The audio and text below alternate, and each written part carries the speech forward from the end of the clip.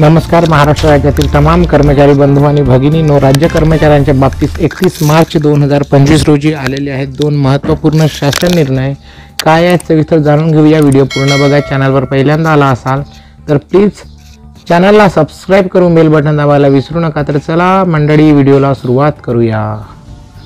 तर बंधूंनो, शासन निर्णय 1 सन 2024-25 या आर्थिक वर्षातील ग्रामपंचायत कर्मचाऱ्यांच्या वेतन व सरपंच उपसरपंच यांचे मानधन व सदस्य बैठक भत्ता तसेच ग्रामपंचायत कर्मचारी भविष्य निर्वाह निधी शासन सहाय्यक अनुदान हिस्सा वितरित करण्याबाबत सन 2024-25 या आर्थिक वर्षात मागणी क्रमांक L2 प्रधान शीर्ष 2053 जिल्हा प्रशासन 7 मानधन व इतर भत्ते यासाठी 7-1 ग्रामपंचायतीचे सरपंच सदस्य यांचे मानधन व इतर भत्ते आणि कर्मचाऱ्यांचे किमान वेतन यासाठी अनुदान वेतनोत्तर 31 सहाय्यक अनुदाने अंतर्गत वित्त विभागाने मूळ अंतर्संकल्पीय तरतूद 609.42 कोटी इतका निधी मंजूर केला आहे।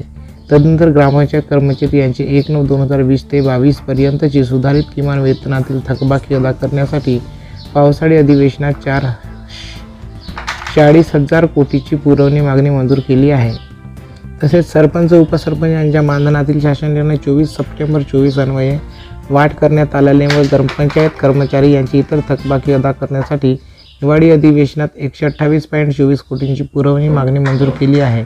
त्यानुसार सन 24-25 साठी एकूण 1137.66 कोटी इतका अर्थसंकल्पीय तरतूद मंजूर करण्यात आली आहे। यापैकी वित्त विभागाने 997-23-16,000 इतका निधी BDS वर उपलब्ध करून दिला असून शासन निर्णय डाउनलोड करण्याकरिता आपण डिस्क्रिप्शन बॉक्समध्ये दिलेल्या लिंकवर नक्की क्लिक करू शकता।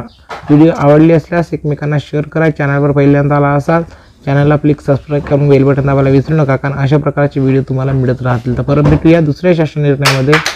धन्यवाद।